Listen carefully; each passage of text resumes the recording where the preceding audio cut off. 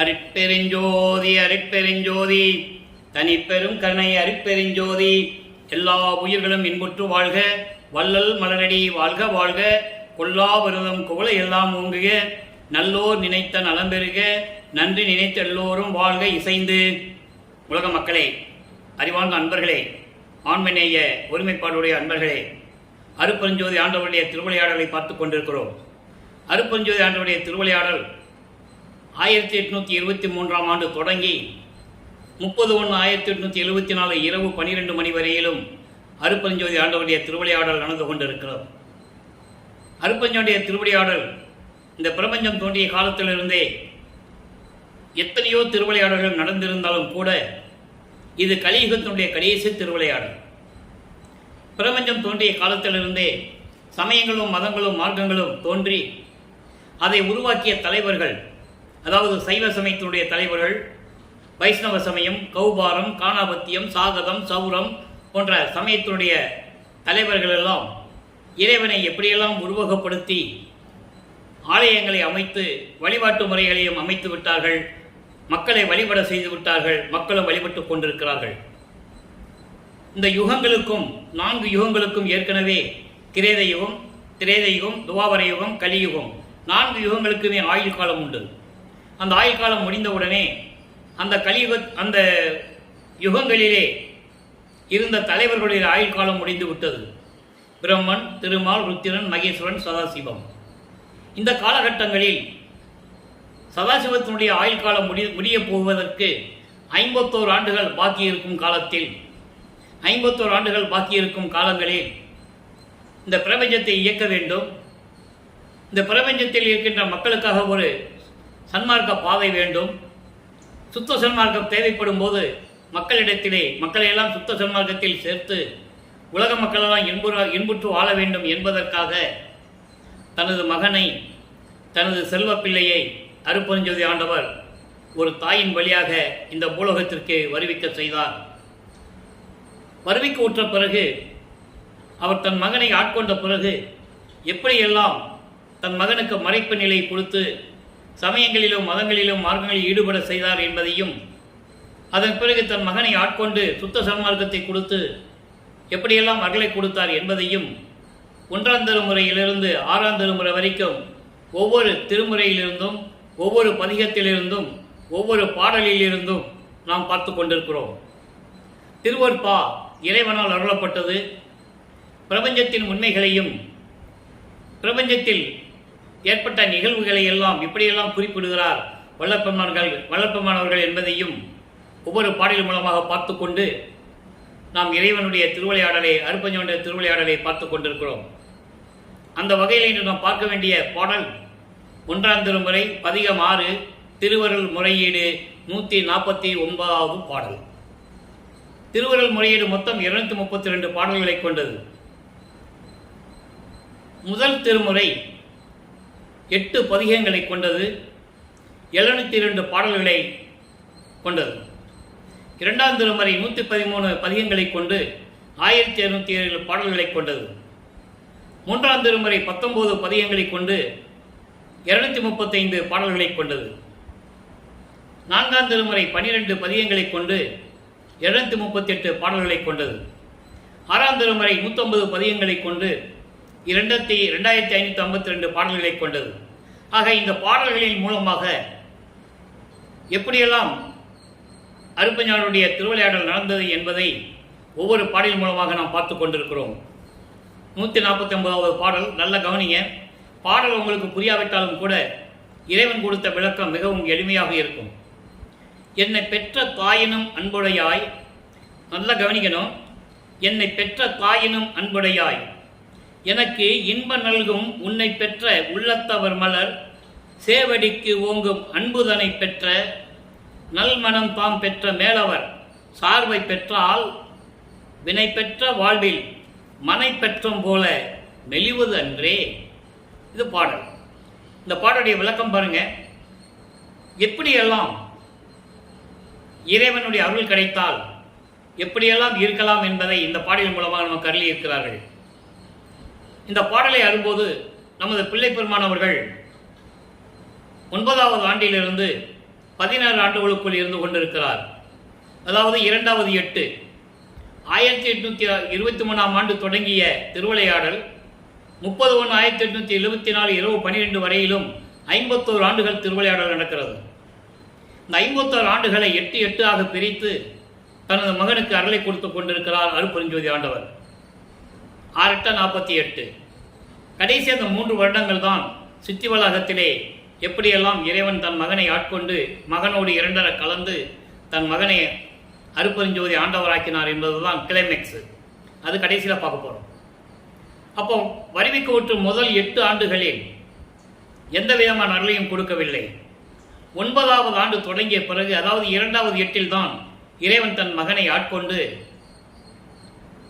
மகனை நீ என்னால் வருவிக்க உற்றவன், நீ ஞானம் பெற்று விட்டாய், மற்ற நிலைகள் எல்லாம் முன்பருவம் பின்பருவம் காட்டி உனக்கு அருள் செய்வேன் என்று சொல்லி கூறி மறைந்து விடுகிறார். அதன் பிறகு இவருக்கு ஞானம் பிறக்கிறது, மறைப்பு நிலை ஏற்படுகிறது. அதுக்கு பிறகு இவருக்கு எந்த நிலையில் இருக்கிறார் என்பது அவருக்கு தெரியாது. சுத்த சன்மார்க்கம் இருக்கிறது தெரியாது. அருட்பெருஞ்சோதி ஆண்டவர் தான் பிரபஞ்சத்தினுடைய முதல் கடவுள் என்பதை அவருக்கு தெரியாது. அவர் மறைப்பு நிலையில் இருந்து கொண்டு அந்த காலகட்டங்களில் சமயங்களும் மார்க்கங்களும் மதங்களிலும் கூறப்பட்ட நெறிகளை பின்பற்றி கொண்டு இறைவனை வழிபட்டு கொண்டிருக்கிறார். அதை தான் நம்ம இப்போ பார்த்துக்கிட்டு இருக்கோம். இப்போ இந்த பாட்டுடைய பொருள் பாருங்க. இறைவா, உன் அருளால் ஒரு தாயின் கருவறையிலே நான் இருந்து அதன் பிறகு இந்த உலகிற்கு நீ என்னை வருவிக்க செய்தாய். அந்த தாயின் அன்பை விட நீ அன்பில் பெரியவன். தெளிவாக சொல்றாரு. அதாவது உபசாரத்தால் பெற்ற தாய் என்பால் ஒருத்தியின் கருவறையிலிருந்து நான் இந்த பூலோகத்திற்கு வருவிக்க செய்த இறைவா, அந்த தாயின் அன்பு உள்ளத்தை விட நீ அன்பானவன்.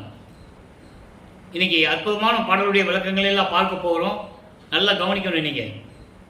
அப்போ இந்த நிலையில் இருக்கும்போது, அப்படிப்பட்ட அன்புடைய இறைவனே, எனக்கு இன்பம் தரும் இறைவனே, உன்னை ஏற்றுக்கொண்ட அடியார்களின் திருவடிகளுக்கு அன்பை பெற்ற நல்ல மனம் பெற்ற பெரியவர்களின் உறவு பெற்றால், அதாவது உன்னை வணங்கக்கூடிய அடியவர்களுடைய அந்த மேலவர்களுடைய அன்பை நாம் பெற்றுக்கொண்டால் வினைகள் நிறைந்த இந்த வாழ்வில் உலகியலிலே இருக்கின்ற இந்த துன்பங்களை எல்லாம் அடைய வேண்டியதில்லை.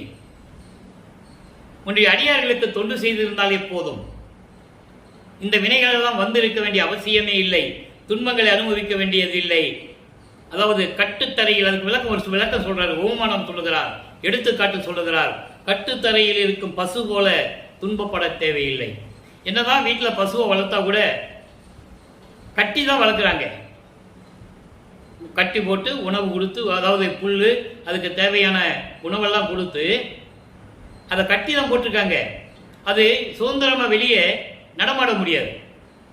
அதுபோல இந்த மக்கள் எல்லாம் துன்பப்பட்டு கொண்டிருக்கிறார்கள். நீ என்னதான் அருளை கொடுத்தாலும் சரி, இந்த நிலையில் இருந்து கொண்டிருக்கிறார்கள். இறைவனை விரைந்து வந்து எனக்கு அருள்வாயாக என்று சொல்லி முறையீடு செய்கிறார். இந்த முறையீடு செய்த உடனே வல்லபெருமான் அவர்கள் 13வது ஆண்டு தொடக்கத்தில் ஞானம், ஏற்கனவே அவருக்கு ஞானம் பெற்று விட்டார். திருவொற்றியூர் செல்ல வேண்டும் என்ற நிலை அவருக்கு உருவாகிறது. மன அங்கு போக சொல்லுது. அருட்பெருஞ்சாண்டவர் உள்ளத்தை தூண்டி விடுகிறார், என் மகனை திருவொற்றியூருக்கு அழைத்து செல்கிறேன் சொல்லி. அப்போ இவர் திருவொற்றியூர் செல்லுகிறார். 2ஆம் திருமுறை உருவாகிறது. 2ஆம் திருமுறை மொத்தம் ஏற்கனவே கூறியது போல 1207 பாடல்கள். இதுவரையில் நாம் 16 பதிகங்களை பார்த்திருக்கிறோம். இந்த 16 பதிகங்களிலுமே இவர் திருவொற்றியூர் செல்ல வேண்டியது, ரோட்டில் இருந்துவிட்டு இறைவனை வேண்டுவது, முறையீடு செய்வது, அதன் பிறகு இவர் காட்சி கொடுப்பது, அப்புறம் மறைவது, இந்த நிலையிலே உருவாகி கொண்டிருக்கிறது. இறைவன் எந்த விதமான அருளையும் கொடுக்கவில்லை. அந்த மனநிலையில் இருக்கும்போது இந்த பதிகம் உருவாகிறது. அபராத விண்ணப்பம் 9வது பாடல். அதாவது நான் என்னதான் குற்றம் செய்திருந்தாலும் கூட நீ என்னை கைவிட்டு விட்டால், நீ என்னை ஏற்றுக்கொள்ளாவிட்டால், எனக்கு அருளை கொடுக்காவிட்டால் நான் எங்கு செல்வேன்? எங்கே போய் நான் புகலிடம் தேடுவேன் என்று சொல்லி இறைவனிடம் வேண்டுகிறார். அதான் விண்ணப்பம், அபராத விண்ணப்பம். துரும்பினேன் பிழையை திருவுள்ளத்து அடையேல், துய்யா நின் அருள்கடல் ஆட விரும்பினேன். ஐயோ கைவிடில் சிவனே, வேறு நான் யாது செய்வேனே.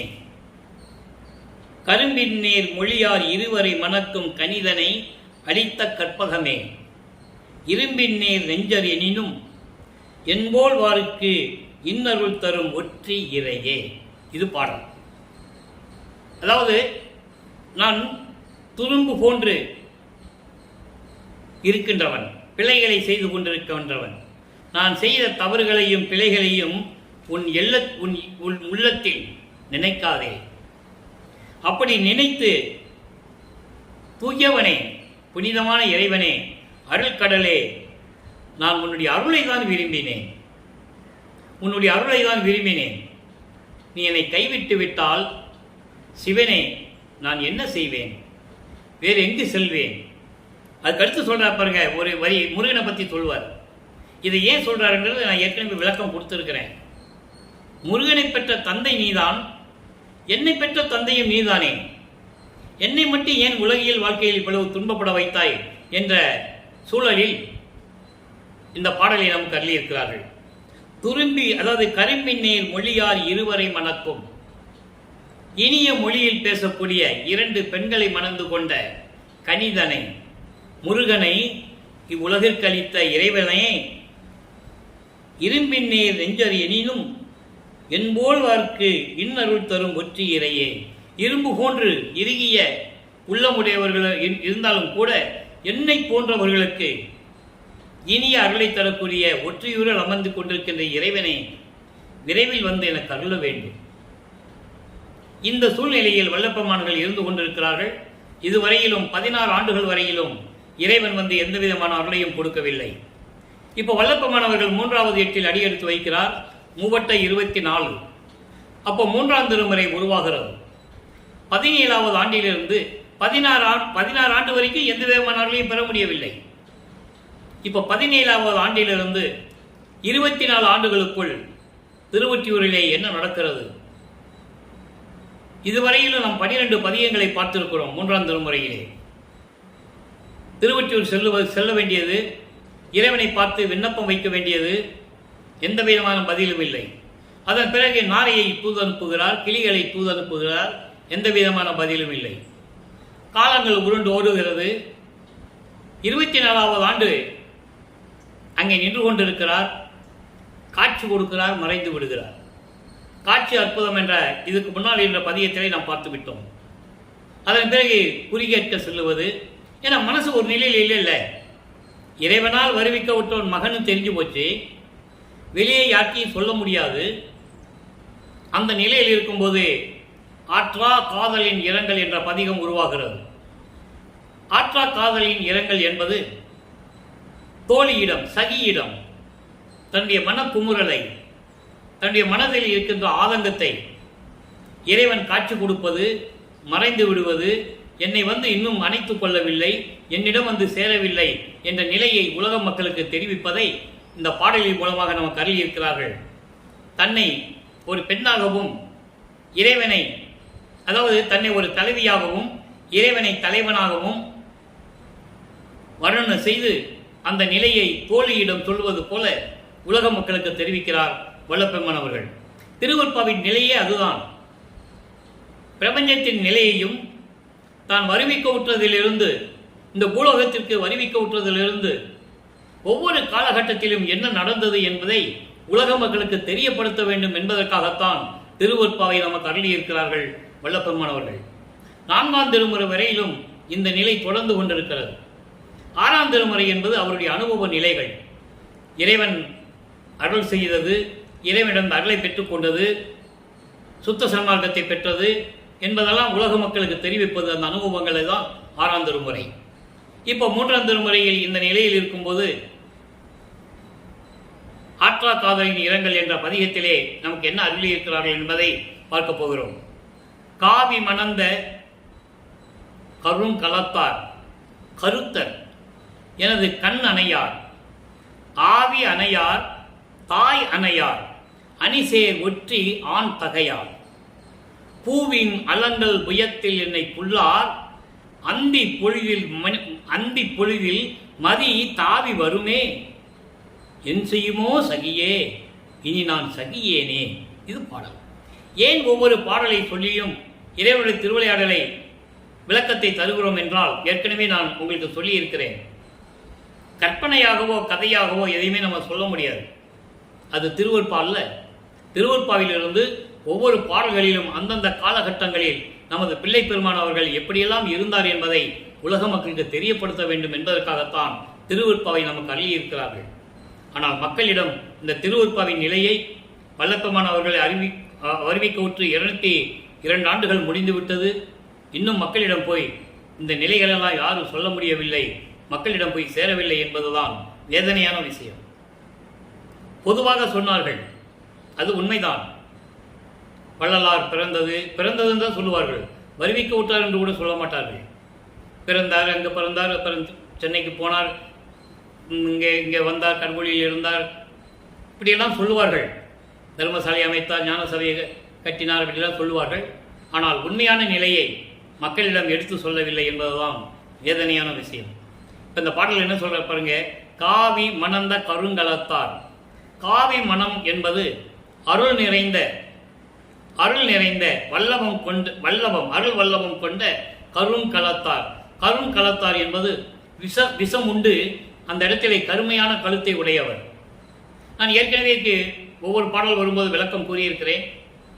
பார்க்கடலை கடைந்து அமுதத்தை எடுப்பதற்காக, அதாவது அசுரர்களிலிருந்து அவர்களுடைய கொடுமையான செயல்களிலிருந்து தேவர்களை காப்பாற்றுவதற்காக பார்க்கடலை கடையும் போது ஒரு பாம்பை மொத்தாக வைத்து கடைகிறார்கள். அப்ப அந்த பாம்பு அந்த அமுதத்திலே விஷத்தை கக்குகிறது. இது என்ன செய்ததுன்னு தெரியாம எல்லாம் முடிச்சுட்டு இருக்கும்போது, திகைத்து கொண்டிருக்கும் போது, இவர் சிவபெருமான் வந்து அந்த அமுதத்தை எடுத்து தான் உண்டு கழுத்தில் நிறுத்திக் கொள்கிறார். அதன் கருங்கலத்தார் என்று சொல்லுகிறார்.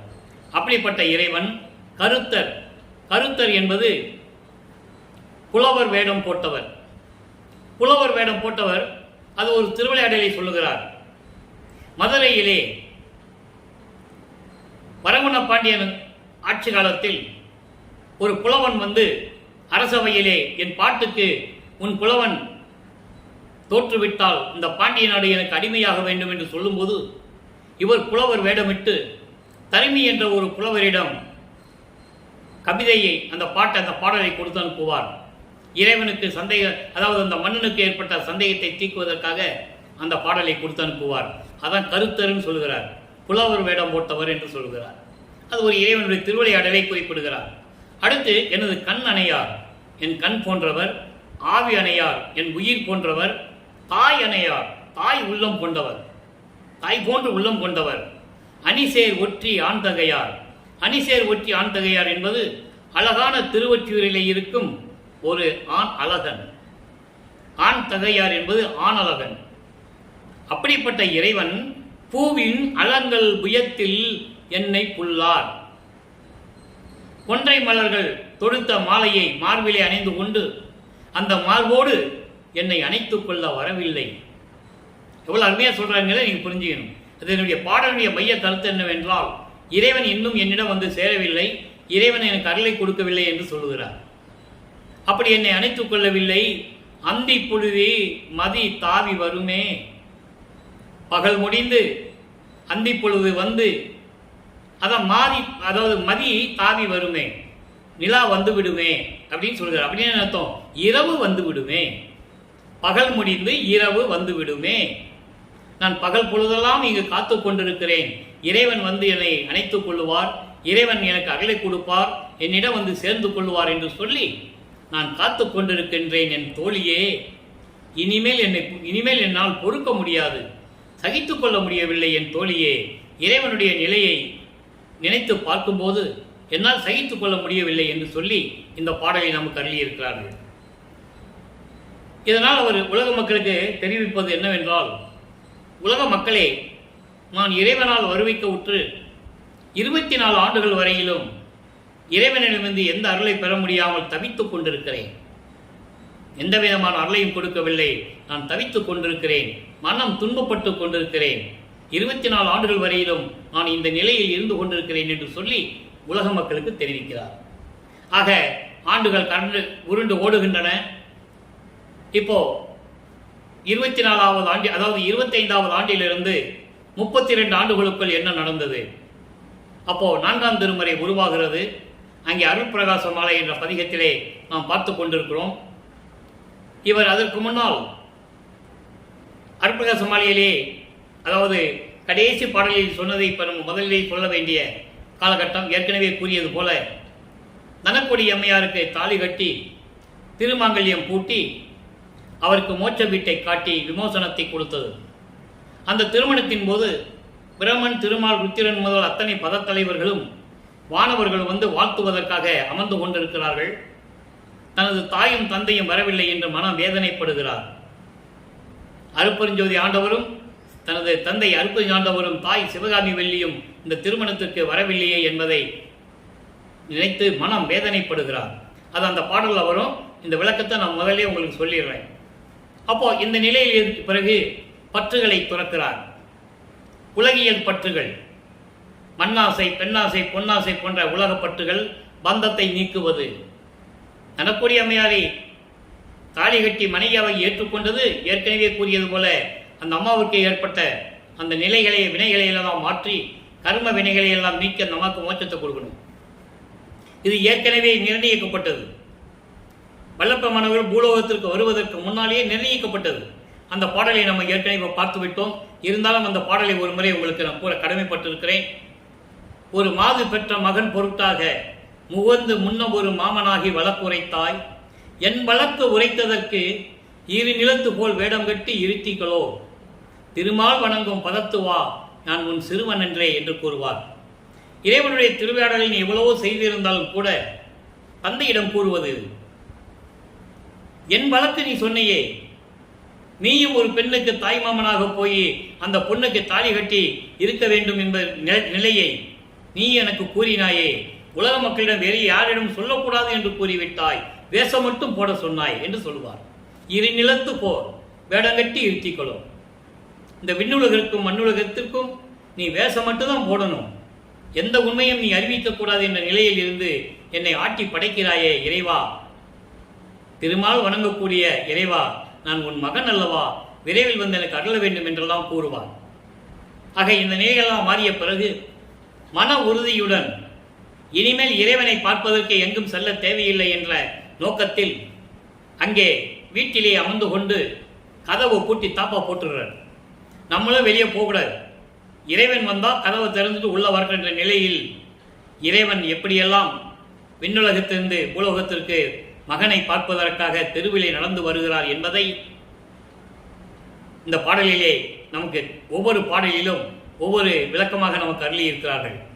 வந்து அருள் கொடையை கொடுத்தது, எப்படியெல்லாம் மகனோடு உரையாடுகிறார், எப்படிப்பட்ட திருவடிகள் நடந்து வருகிறது, நடந்து வந்தது என்பதை இந்த பாடலிலே கூறியிருக்கிறார்கள். பார்க்க போகிறோம். நான் கண்டபோது சுயம் சோதிய மயமாகி, நான் கண்டபோது சுயம் சோதிமயமாகி. அதாவது இப்ப பாருங்க, 24 ஆண்டுகள் வரைக்கும் இறைவனிடம் எந்த அருளை பெற முடியாத இறைவன் இப்போ 25வது ஆண்டு தொடங்கி 32 ஆண்டுகளுக்குள், அந்த 8 ஆண்டுகளுக்குள் எப்படி இறைவனுடைய திருவிளையாடல் நடந்தது என்பதை கூறுகிறார். அதோடு மட்டுமல்ல, இந்த நிலையில் இப்போது அவருக்கு அருட்பெருஞ்சோதி தான் இறைவன் என்று தெரியும், நல்லா புரிஞ்சுக்கணும். சுத்த சன்மார்க்கம் இருப்பது தெரியும், அதை சுத்த சன்மார்க்கத்தை அங்கே போய் வாங்க வேண்டும், சமயங்களையும் மதங்களையும் மார்க்கங்களையும் சொல்லப்பட்ட பற்றுகளை எல்லாம் விட வேண்டும் என்ற நிலையில் இருக்கும்போது இன்னும் சூட்சமமாக தான் விளக்கம் கூறியிருப்பார். நேரடியாக அருட்பெருஞ்சோதி என்று சொல்ல மாட்டார். அதை நீங்கள் புரிஞ்சுக்கணும். அதான் இங்கே சொல்றாரு, நான் கண்டபோது சுயம் ஜோதி மையமாகி. சுயம் ஜோதி மையமாகி என்பது ஆதியும் அந்தமில்லா தோன்றிய இறைவன் அருட்பெருஞ்சோதி என்று சொல்லுவார். ஆதியும் அந்தமில்லா அருட்பெருஞ்சோதி. அதை நேரடியாக சொல்லாமல், ஏன்னா இன்னும் காலம் இருக்குது, இன்னும் 1 வருஷம் இருக்கு, அதுக்கப்புறம் தான் வெளிப்படையாக கூறுவார். அப்படி நான் கண்டபோது சுயம் ஜோதி மையமாகி இருந்தார். நான் அவரை கட்டி அணைக்கும் போது, நான் பிடித்த போது மதி நளின் வண்ணமாகி. மதி நலன் வண்ணமாகி என்பது அந்த அனல் என்ற, அதாவது சுடர் நெருப்பு என்று சொல்லுவார் இறைவனை. அதெல்லாம் இல்லாம நிலவு போல, குளிர்ந்த நிலவு போல, குளிர்ந்த நிலவு போல என்னை அணைத்துக் கொண்டாய் இறைவன். நான் பிடித்த போது, கண்டபோது சுய ஜோதிமயமாகி இருந்தார்.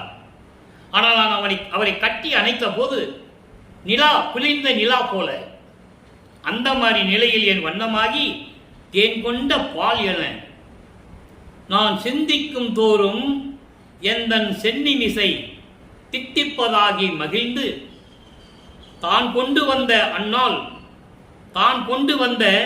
அந்நாள் சில்லென்று என் உடம்பும் தக உயிரும் குளிர்வித்த தாள் மலர்கள் வருந்த. அந்த திருவிடைகளை சொல்லுவதற்கு இந்த நிகழ்ச்சிகளை சொல்லுகிறார். எப்படிப்பட்ட திருவடிகள் இந்த பூலோகத்திலே மண்ணிலே கால்வதித்து வருந்த நடந்து வந்தார், கால்வழிக்க நடந்து வந்ததை அந்த திருவடிகளுடைய நிலையை சொல்லுகிறார். எப்படிப்பட்ட இறைவன்!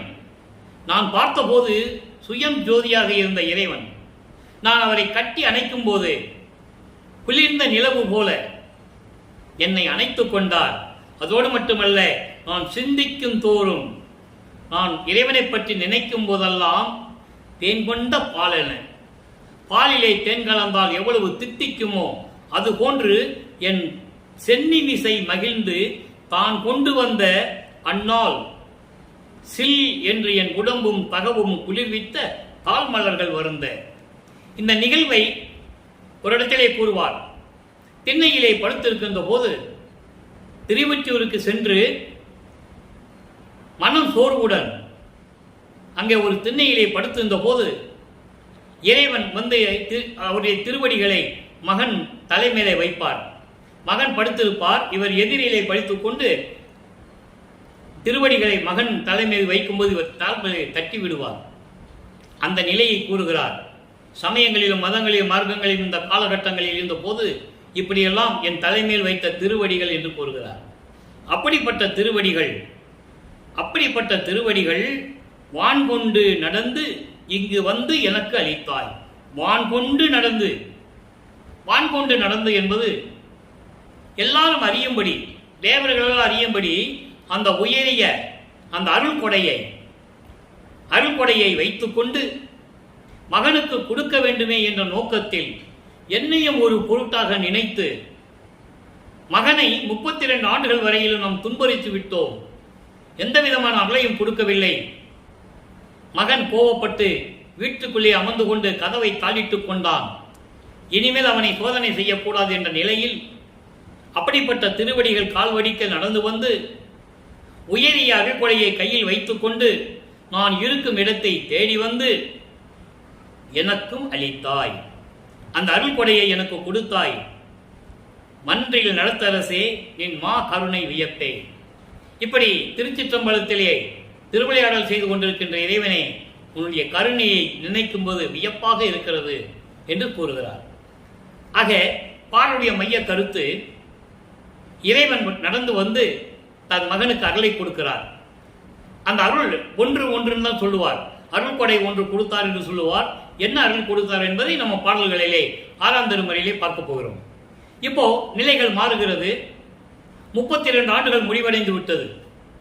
33ஆம் ஆண்டு தொடக்கத்தில் சமயங்களும் மதங்களும் மார்க்கங்கள் கூறப்பட்ட பற்றுகளை எல்லாம் விட்டுவிட்டு அந்த குறியீடுகளை எல்லாம் நீக்கிவிட்டு சங்கற்ப விகற்பங்கள், அதாவது திருநீர் பூசுவது, உத்திராட்சமலை அணிந்து கொள்வது, இந்த நிலைகள் எல்லாம் மாற்றி வெண்ணாடை அணிந்து அவர் சுத்த சன்மார்க்கத்தை வாங்குவதற்காக சுத்த சிவஞான வெளிக்கு சென்று கொண்டிருக்கிறார். இப்போ எல்லாத்தையும் விட்டாச்சு. பற்றுகளை விட்டாச்சு. சமயங்கள் மதங்கள் மார்க்கங்கள் கூறப்பட்ட 12 நிலைகளையும் விட்டாச்சு. சரியை கிரியை யோகம் முன்னாங்க 12 நிலைகள். சரியை என்பது ஏற்கனவே விளக்கம் கொடுத்திருக்கிறேன். சரியை என்பது உருவங்களை பார்த்து வழிபடுவது, சங்கற்ப விகற்பங்களோடு திருநீர் அணிந்து கொள்வது, உத்திராட்ச மாலை அணிந்து கொள்வது, அதை அணிந்து கொண்டு திருநீர் பூசிக்கொண்டு குத்து விளக்கு ஏற்றுவது, ஊதுவத்தை கற்பூரம் ஏற்றி வழிபடுவது. கிரியை என்பது அதே உருவத்திற்கு கிரியை வளர்த்து, அதாவது வேள்வி வளர்த்து மந்திரங்களை சொல்லி வழிபடுவது. இப்போ நீங்கள் நம்ம இந்த திருவெற்பாவில் பார்க்கும்போது, முதலாம் திருமணியில் பார்க்கும்போது அங்கே வித்தியாசம் உங்களுக்கு தெரியும். முதலிலே உருவகப்படுத்தி மட்டும்தான் பாடுவார். அதான் திருவருள் முறையீடு. அதன் பிறகு இரண்டாம் திருமுறை உருவான உடனே மந்திரங்களை சொல்லி வழிபடுவார். சிவாய நம, நமச்சிவாயா, சிவசிவாய் என்று சொல்லி மந்திரங்களை சொல்லி வழிபடுவார். அதன் பிறகு நிலைகளை மாறும்போது யோக நிலையில் இருந்து கொண்டு வழிபடுவார். முன்னாங்க 12 நிலைகளை கடந்து விட்டார். இப்போ 13வது நிலை ஞான சரியிலிருந்து அவர் சுத்த சன்மார்க்கத்தை வாங்குவதற்காக தத்துவங்களை கடந்து சென்று கொண்டிருக்கிறார். தத்துவங்களை கடந்து அந்தங்களை கடந்து சென்று கொண்டிருக்கிறார். சுத்த சிவஞான வழியை அடைந்தவுடனே தந்தை மகனை வரவேற்கிறார். அங்கே சிங்காசனத்திலே அங்கே இருக்கின்ற ஒரு இருக்கையிலே அமர வைத்து வானுலகம் அறியும்படி, எல்லா தேவர்களுக்கும் அறியும்படி அவருக்கு மணிமுடி சூட்டுகிறார். எல்லார்களையும் கொடுத்து மணிமுடி சூட்டி இவன் பிரபஞ்சத்தை இயக்கப் போகின்றவன் என்ற நிலையெல்லாம் தெரிவித்து விட்டு சுத்த சன்மார்க்கத்தை தன் மகனுக்கு அளிக்கிறார். சாகா கல்வியை அங்கே கற்றுக்கொள்ளுகிறார். பூலோகத்திற்கு திரும்பி வருகிறார். திரும்பி வரும்போது அவர் கருங்கோலிலே தங்கியிருக்கிறார். கருங்கோலிலே இருக்கும்போது தந்தையும் மகனும் எப்படியெல்லாம் உரையாடல் நடந்தது என்பதை 6ஆம் திருமுறையிலே இருந்து நாம் பார்த்து கொண்டிருக்கிறோம். அருள் விளக்க மாலை பதிகம் 37 அருள் விளக்க மாலை. அற்புதமான பாடல். பாடலை நன்றாக கவனியுங்கள். விளக்கத்தை நன்றாக நீங்கள் மனதில் வைத்துக் கொள்ள வேண்டும். இப்போ சுத்த சன்மார்க்கத்தை வாங்கியாச்சு, என்ன நடக்கிறது என்பதை பார்ப்போம். தவறாத வேதாந்த சித்தாந்தம் முதலாம் சாட்டுகின்ற மகனிடம் தந்தை சொல்லுகிறார். ஒவ்வொன்றா விலக்கி சொல்லிட்டு இருக்காரு. அதை ஒவ்வொரு பாடலையும் நம்ம பார்த்துட்டு இருக்கோம். இந்த பாடல் என்ன சொல்றாருன்னு நீங்க பார்க்கணும். தவறாத வேதாந்த சித்தாந்தம் முதலாம் சாட்டுகின்ற அந்தமெல்லாம் தனித்து உரைக்கும் பொருளை இவராத சுத்த சின்மார்க்க நிலையில், இவராத சுத்த சிவ சன்மார்க்க நிலையில் இருந்து அருளாம் பெருஞ்சோதி கொண்டு அறிதல் கூடும். மகனிடம் சொல்றார். அங்கே சமயங்களும் மதங்களும் மார்க்கங்களும் கூடியிருந்த காலகட்டங்களில் இவர் இருக்கும்போது வேதாந்தம் சித்தாந்தங்கள்லாம் சொல்லுவார். 6 அந்தங்களை சொல்லுவார். கலாந்தம், யோகாந்தம், போதாந்தம், நாதாந்தம், வேதாந்தம், சித்தாந்தம். அங்க சுத்த என்ற வார்த்தையே வராது. இங்க சொல்றாரு தவறாத வேதாந்த சுத்தாந்தம். அப்படின்னா சுத்த வேதாந்தங்கள், சுத்த சித்தாந்தங்கள் சொல்லுகின்ற இந்த அந்தங்களில் எல்லாம் கூறப்பட்ட விளக்கங்கள் இருக்கிறதே, அந்த விளக்கங்கள் எல்லாம் சுத்த சன்மார்க்கத்தை நீ பெற்றுவிட்டாய். இந்த நிலையில் இருந்து கொண்டு அருட்பெருஞ்சோதியின் அருளால், அருட்பெருஞ்சோதியின் அருள் ஒளியால் நீ அறிந்து கொள்ள வேண்டும். தெளிவா சொல்லுவார். ஏன்னா இதுக்கு முன்னால இருந்தவர்கள் எல்லாம் நாரணர்கள், பிரம்மணர்கள், இந்திரர்கள், அருகர், புத்தர் முதலிய மத தலைவர்கள் எல்லாம் அருள் ஒளியால், அருட்பெருஞ்சோதியின் அருள் ஒளியால் சிறிதளவு அருளை பெற்றுக்கொண்டு இந்த வையகத்துக்கும் வானத்துக்கும் போனபடி திரிந்தார்கள் என்று இதற்கு முன்னால் நாம் பார்த்து விட்டோம். இப்ப சித்தாந்தமும் வேதாந்தமும் சொல்லக்கூடிய அந்த விளக்கங்களை எல்லாம் இப்போ நீ சுத்த சன்மார்க்கம் பெற்றுக்கொண்டாய். சுத்த சிவ சன்மார்க்க நிலையில் இருந்து கொண்டு அருட்பெருஞ்சோதியின் அருள் ஒளியால் நீ அறிந்து கொள்ள வேண்டும். அதனுடைய விளக்கங்களை எல்லாம் நீ அறிந்து கொள்ள வேண்டும். அதான் சொல்றாரு. இவராத என்றால் உயர்ந்த சுத்த சன்மார்க்க நிலையில் இருந்து கொண்டு அருளாம் பெருஞ்சோதி கொண்டு அறிதல் கூடும். மகனே, அதனுடைய விளக்கங்களை எல்லாம் அருட்பெருஞ்சோதியின் அருள் ஒளியால் தான் நீ கண்டுகொள்ள வேண்டும். அதோடு மட்டுமல்ல, இது என் ஆணை, இது என் கட்டளை. என் மகனே, அருட்பெருஞ்சோதியைத்தான் தவறாது பெற்றனை நீ. சொல்லிட்டாரா? அருள்கொடை ஒன்று கொடுத்தாருன்னு சொன்னார்ல, எங்கே? அருட்பிரகாச மாலையிலே 4வது திருமுறையிலே. அப்போ அவருக்கு வறுமைக்கு ஒற்று 32 ஆண்டுகள் ஆகிறது. ஒரு அருள்கொடையை கொடுக்கிறான்னு சொல்லிட்டாரு. அந்த அருள்கொடையை என்னன்றது இந்த பாடலிலே சொல்லுகிறார். ஒவ்வொரு பாடலுக்கும் தொடர்பு உண்டு நண்பர்களே. அறவிளக்க மாலை மொத்தம் 100 பாடல்களை கொண்டது. இன்னைக்கு நம்ம பார்த்தது 90வது பாடல். அருள்பிரகாச மாலையிலே கூறப்பட்ட 74வது பாடலில் அந்த அருள்கொடை என்ற விளக்கத்திற்கு அருள் விளக்க மாலையில் 90வது பாடலிலே இருக்கிறது. அதான் கனெக்டிவிட்டி என்று சொல்லுவது. இறைவனுடைய அந்த தொடர்பு, இறைவனுடைய அன்பும் தயவும் கருணையும் பெற்றால்தான் இந்த விளக்கத்தை சொல்ல முடியும். அந்த பாடலுக்கு விளக்கம் இங்கு இருக்கிறது என்பதை சொல்ல வேண்டும் உலக மக்களுக்கு. இப்போ அங்க அருள்கொடையை கொடுத்தாரு, இங்கு சொல்லிட்டாரு. எப்படி? என் மகனே, அருட்பெருஞ்சோதியைத்தான் தவறாது பெற்றனை நீ. அருட்பெருஞ்சோதியை உனக்கு முழுமையாக பரிபூரமாக நீ பெற்றுக்கொண்டாய். நீ வாழ்க என்ற பதியே, நீ பூலோகத்தில் இருந்து நீ வாழ்க என்று சொல்லி என்னை வாழ்த்திய அருட்பெருஞ்சோதியே. ஆக இறைவன் வருகிறார், பூலோகத்திற்கு வருகிறார், தன் மகனிடம் உட்கார வைத்து உரையாடுகிறார். சித்தாந்த வேதாந்தங்களில் கூறப்பட்ட உண்மைகள் எல்லாம் மகனே நீ முழுமையாக நம்பக்கூடாது. அருட்பெருஞ்சோதியுடைய அருள் ஒளியால் அந்த விளக்கத்தை நீ தெரிந்து கொள்ள வேண்டும். இது என் கட்டளை என் மகனே. அது மட்டுமல்ல, அந்த அருட்பெருஞ்சோதியை நான் உனக்கு கொடுத்து விட்டேன். பெற்றனை தவறாது பெற்றனை என்று சொல்லுகிறார். தவறாது என்பது பரிபூர்ணமாக எந்த விதமான குறையும் குற்றமும் இல்லாமல், எச்சம்னா மீதி இல்லாமல் முழுமையாக பெற்றுக்கொண்டாய். நீ வாழ்க என்று சொன்ன அருட்பெருஞ்சோதியே, சபையில் நடத்தரசே என் சாற்றும் அணிந்தருளே. சபை என்பது அங்கே திருச்சி தொங்கலத்தில் இருக்கின்ற சத்தியஞான சபை. இந்த பாடல்களெல்லாம் அருளும்போது வழக்கமானவர்கள் இங்கே சத்தியஞான சபையை எல்லாம் கட்டவில்லை. காரணம், அந்த சபை எப்படி பொற்சபை சிற்றவை இருக்குதோ அதுபோல இந்த பூலோகத்தில் மக்களுக்காக ஒரு சத்தியஞான சபையை நிறுவ வேண்டும் என்பதற்காகத்தான் இங்கே சத்தியஞான சபையை நிறுவினார்கள். அதன் விளக்கங்களை நாம் பின்னால் பார்க்க போகிறோம். இப்போ சபையில் நடத்த அரசை, அப்படி திருச்சிற்றம்பலத்திலே திருவிளையாடல் செய்து கொண்டிருக்கின்ற இறைவனே, நான் சொல்லக்கூடிய விண்ணப்பங்களையும் முறையீடுகளையும் பாடல்களையும் ஏற்றுக்கொண்டு எனக்கு அருள வேண்டும் என்று சொல்லுகிறார். சொல்லிட்டு இவர் வந்து மகனிடம் சொல்லிட்டு விண்ணுலகம் போயிட்டாரு அருட்பெருஞ்சோண்டவர்.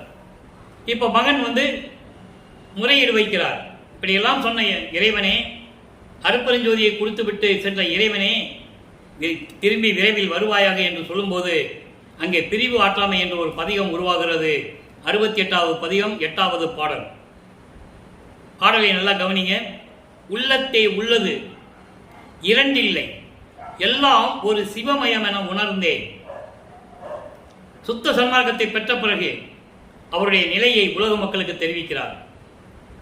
கள்ள நேர் மனத்தால் கலங்கினேன். அப்போ சமயங்களிலும் மதங்களிலும் மார்களில் இருந்து கொண்டு 32 ஆண்டுகள் வரைக்கும் குற்றங்களை சுமந்து கொண்டு மனம் கலங்கி கொண்டிருந்தேன். என்றாலும் கருத்து அயல் கருதியது உண்டோ நான் வேறையாவது என் உள்ளத்தில் நினைச்சிருக்கேனா?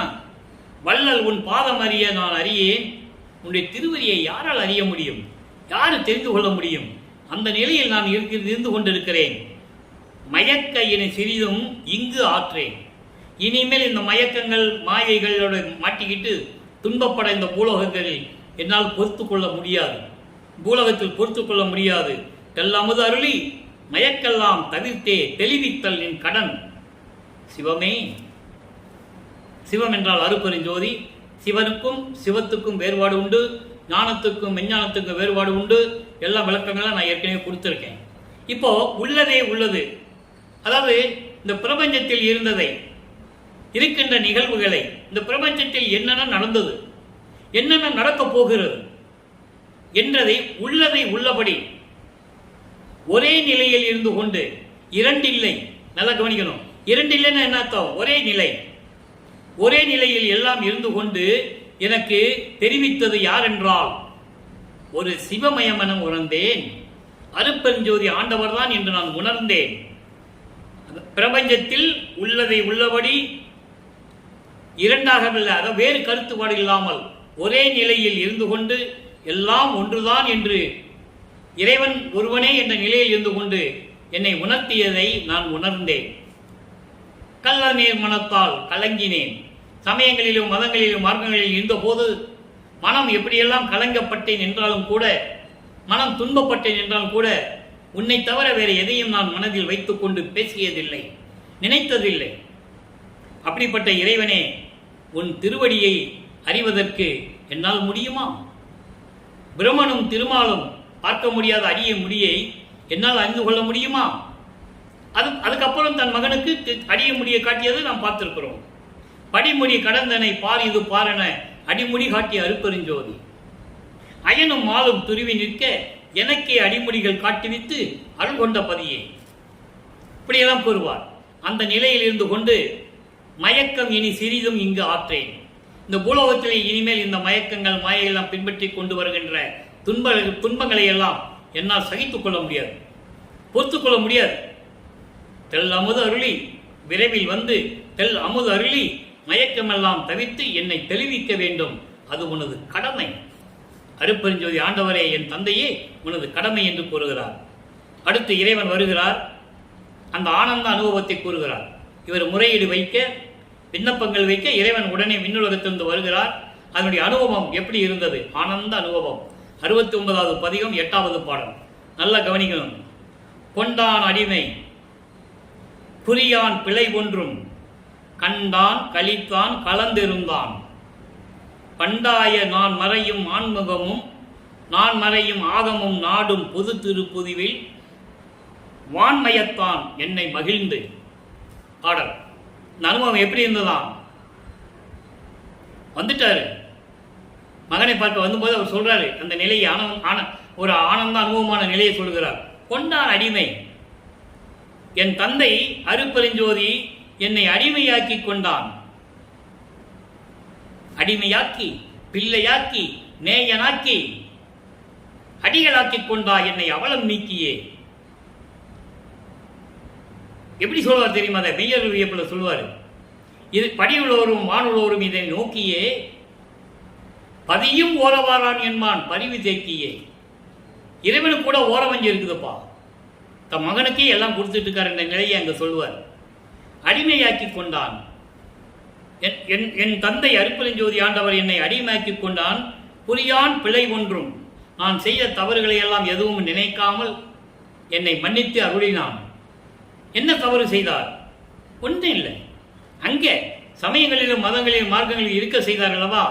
அப்ப நான் தெரிந்தும் தெரியாமலும் செய்த குற்றங்கள், அந்த சங்கற்ப விகற்பங்களை மேற்கொண்டிருந்தேன், உருவ வழிபாடு செய்து கொண்டிருந்தேன். அந்த குற்றங்களை எல்லாம் மனதில் வைக்காமல் என்னை மன்னித்துக் கொண்டார். கண்டான் கழித்தான் கலந்திருந்தான், என்னை கண்டவுடன் மகிழ்ந்தான். என்னை கண்டவுடன் மகிழ்ந்தான், கலந்திருந்தான், என்னோடு கலந்திருந்தான். பண்டாய நான் மறையும், அதாவது தொன்மை காலத்திலிருந்து ஏற்படுத்தப்பட்ட உருவாக்கப்பட்ட நான் மறைகள். நான் மறை என்பது 4 வேதங்கள். ரிக் வேதம், யசுர் வேதம், சாம வேதம், அதர்வண வேதம் போன்ற வேதங்களும் ஆகமங்களும் தேடுகின்ற இறைவன். நாடும் என்றால் தேடுகிறார்கள். திருமாலும் பன்றியன நெடுநாள் நேடியும் கண்டறியாத பூம் பாதங்கள் என்று சொல்லுவார். அது மாதிரி வானவர்களும் யாரும் இறைவனை பார்க்க முடியவில்லை என்பதை பாடல்களிலே கூறியிருக்கிறார்கள். இந்த வேதங்களும் ஆகமங்களும் தேடிக்கொண்டிருக்கிறார்கள், இறைவனை பார்க்க முடியவில்லை. இதை மகாதேவ மாலையிலே சொல்லுவார்.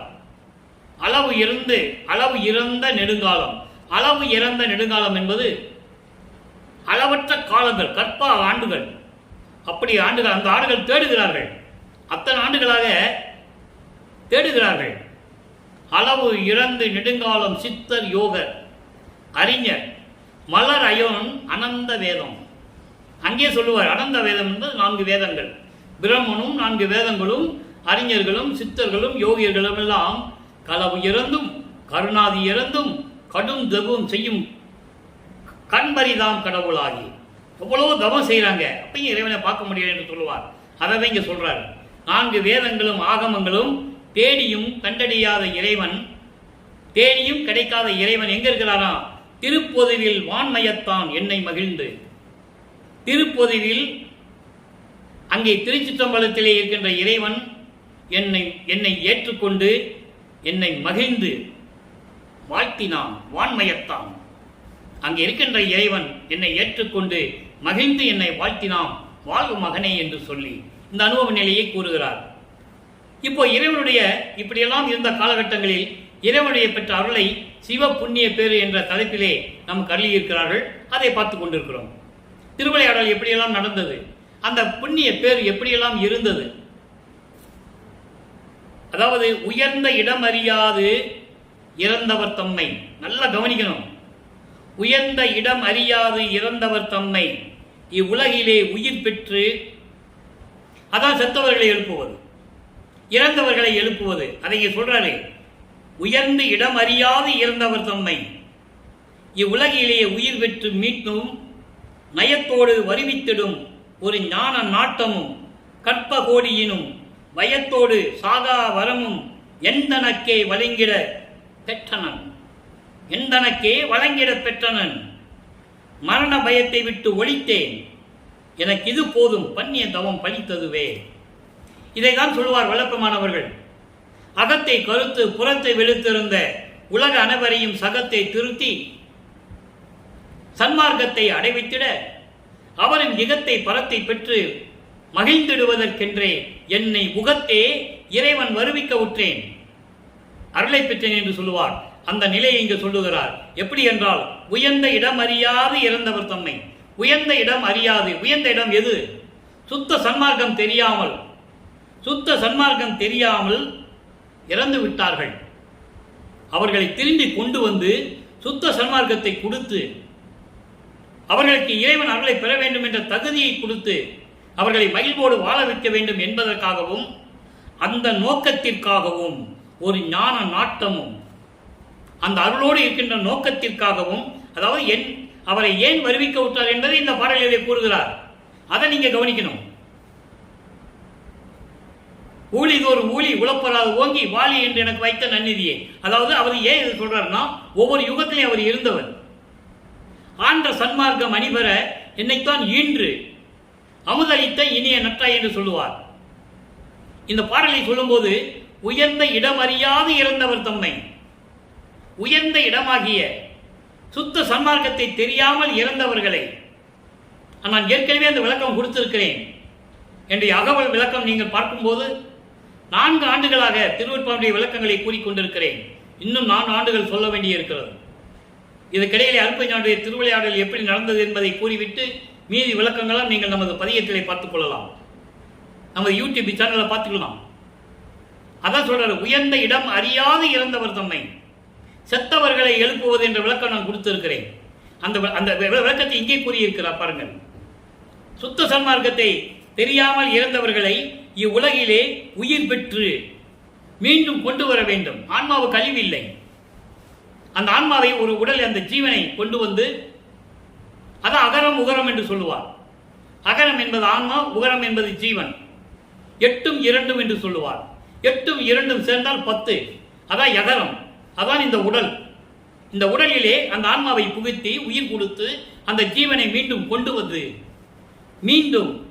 கொண்டு வந்து நயத்தோடு வருவித்திடும் ஒரு ஞான நாட்டமும் அன்போடு வருவிக்கவும் அந்த மெஞ்ஞான விளக்க நோக்கத்தையும் எனக்கு கொடுத்து தன்னை மகனுக்கு கொடுத்து விட்டார். அதை சொல்லுகிறார்.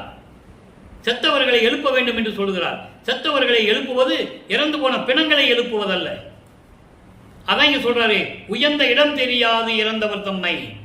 இவ்வளவு விளக்கங்கள் இருக்கிறது நண்பர்களே. அப்படிப்பட்டவர்களை திரும்ப கொண்டு வந்து அந்த கற்ப கோடி ஆண்டுகள் இருந்தாலும் சரி, இறந்தவன் கற்ப கோடி ஆண்டுகள் கடந்திருந்தாலும் சரி, எத்தனை ஆண்டுகள் இருந்தாலும் சரி, அவனை திருப்பி எழுப்பி கொண்டு வந்து அவனுக்கு சுத்த சன்மார்க்கத்தை கொடுத்து அவனுக்கு அந்த அருளை கொடுக்க வேண்டும், உயர்ந்த இடத்தை கொடுக்க வேண்டும் என்பதற்காக, அந்த ஞான நோக்கத்திற்காகவும், அதான் நாட்டம் என்று சொல்லுகிறார். அந்த நோக்கத்தையும் வயத்தோடு நிலையாக வெற்றியோடு எனக்கு சாதா வரத்தையும் கொடுத்து அதை செய்யணும்னா இவருக்கு சாதா வர வேண்டும். நல்லா புரிஞ்சுக்கணும். அதான் லாஜிக்கு. கற்ப கோடி ஆண்டுகளில் செத்தவனை திருப்பி கொண்டு வரணும்னா இவரை நிலை பெற்று இருக்க வேண்டும். அதான் வயத்தோடு என்று சொல்லுகிறார். ஒவ்வொரு யுகத்திலையும் இருந்தேன் என்று சொல்லுகிறார். அந்த நிலையை இங்கு கூறுகிறார். எனக்கும் சாதா வரத்தையும் எனக்கு மட்டும் கொடுத்து வழங்கி பெற்றனன். என் தந்தையிடம் பெற்றுக்கொண்டேன். மரண பயத்தை விட்டு ஒழித்தேன். எனக்கு இது போதும் பண்ணிய தவம் பலித்தது. இறைவன் என் தந்தை இந்த பூலோகத்திற்கு ஒரு தாய் வழியாக வருவிக்க செய்து என்னை இப்படியெல்லாம் இருக்க செய்து, சமயங்களிலும் மதங்களிலும் மார்க்கங்களிலும் இருக்க செய்து, அதன் பிறகு இது தேவையில்லை மகனே, உலக மக்களுக்கு அறிவித்து விடு என்று சொல்லி சுத்த சன்மார்க்கத்தை எனக்கு கொடுத்து சாதா வரத்தை கொடுத்து பல கற்ப கோடி ஆண்டுகள் இருந்தாலும் பரவாயில்லை, அப்ப இறந்தவர்களை கூட திருப்பி எழுப்பி வந்து சுத்த சன்மார்க்கத்தை கொடுக்க வேண்டும் என்ற நோக்கத்திற்காகவும் எனக்கு சாதா வரத்தை கொடுத்தார். நான் பெற்றுக்கொண்டேன் என்று சொல்லுகிறார். அடுத்து பாருங்க, எனக்கு இந்த போதும் பண்ணிய தவம் பலித்தது என்று கூறிவிட்டார். இப்போ உலக மக்களுக்கு சன்மார்க்க நிலையை சொல்ல வேண்டும். உலக மக்களுக்கு சன்மார்க்க நிலை எப்படி இருக்க வேண்டும் அந்த சொல்கிற பாருங்க. நல்லாரும் என்னை நயந்தாரும் நன்மை சொல்ல வல்லாரும் என்னை வளர்த்தாரும் என்னை வளர்த்தாரும் என்பது அண்டர்லைன். அதுக்கு விளக்கம் சொல்லவே நிறைய நேரம் வேண்டும். என்னை வளர்த்தாரும் எல்லாரும் நீ என்று இருக்கின்றேன், நின்மலனே நீ பெற்ற சே என்று நான் இருக்கிறேன் சேர்ந்து. இது பாடல். இந்த பாடலில் விளக்கம் பாருங்க. நல்லவர்களும் என்னை விரும்பியவர்களும் என்னோடு நட்பு கொண்டவர்களும் என்னை சேர்ந்து இருந்தவர்களும் நன்மை சொல்லக்கூடிய வல்லமை படைத்தவர்களும் நல்லதே சொல்லக்கூடியவர்களும் என்னை வளர்த்தாரும். வளர்த்தவர்கள் உபசாரத்தால் பெற்ற தந்தை ராமையா பிள்ளை, உபசாரத்தால் பெற்ற தாய் என்பால் ஒருத்தி என்பது சின்னம்மையார். உடன் இருந்தவர்கள் இவர் வறுமைக்கு உற்றதனால் ஏற்பட்ட சொந்தங்கள் சபாபதி, பரசுராமன், உண்ணாமலை அம்மையார், சுந்தரமல அம்மையார். இவர்கள் அந்த குடும்பத்திலேயே இருந்தவர்கள். ராமையா பிள்ளையும் சிவராமையாவும் பெற்றெடுத்த பிள்ளைகள்.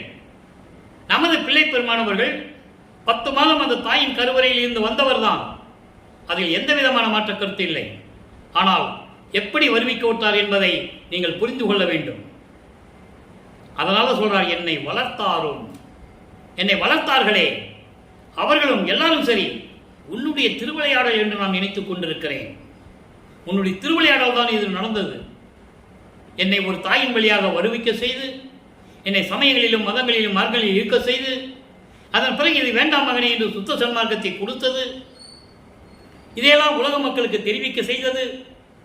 பல கோடி ஆண்டுகள் இருந்தாலும் இறந்தவர்களை மீண்டும் கொண்டு வர செய்து, அவர்களுக்கு உயிரை கொடுத்து, மனித பிறவியை கொடுத்து, சுத்த சன்மார்க்கத்தை தெரிய வைத்து, அவர்கள் மகிழ்வோடு இருக்க வேண்டும் என்பதற்காக என்னை இந்த பூலோகத்திற்கு வருவிக்க செய்த நிலையும், என்னை சேர்ந்தவர்களும் நல்லவர்களும் வல்லவர்களும் என்னை வளர்த்தவர்களும் எல்லாருமே சரி, உன்னுடைய திருவிளையாடல் என்று நான் நினைத்துக் கொண்டிருக்கிறேன். அதுதான் உண்மை. அதோடு மட்டுமல்ல, நீ பெற்ற பிள்ளை அல்லவா நான், நீ பெற்ற சேய் அல்லவா நான். எப்படி சொல்றாரு பாருங்க, நீ பெற்ற பிள்ளை அல்லவா. அதான் சொல்லுவார், நீயே என் தந்தை அருளுடையாய், என்னை நேர்ந்து பெற்ற தாயே என்று சொல்லுவார். என்னையும் இரக்கன் தன்னையும் ஒன்றாக இருக்க இசைவித்து மன்னி வாழ்வுற வருவித்த கருணை வள்ளல் நீ என்று சொல்லுவார். அற்புதமாக இருக்கும். அருமையான பாடல்கள் தான் உண்டு திருவருட்பாவிலே. வல்லப்பெருமானை பற்றி யாரும் சொல்லவில்லை. அதுதான் வேதனையான விஷயம்.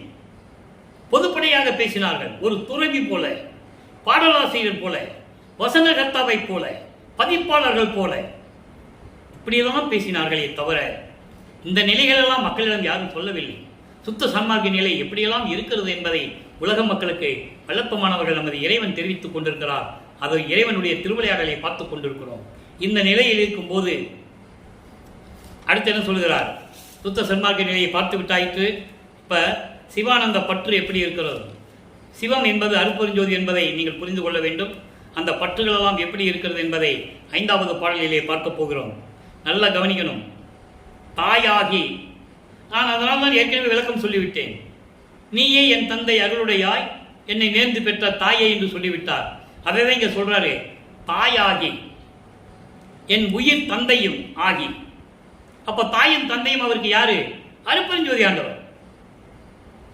நல்ல சொல். அதான் என்னை வளர்த்தார்கள் என்று சொல்லுவார், என்னை பெற்றவர்கள் என்று சொல்லவே இல்லை. நல்லா கவனிச்சுக்கணும்.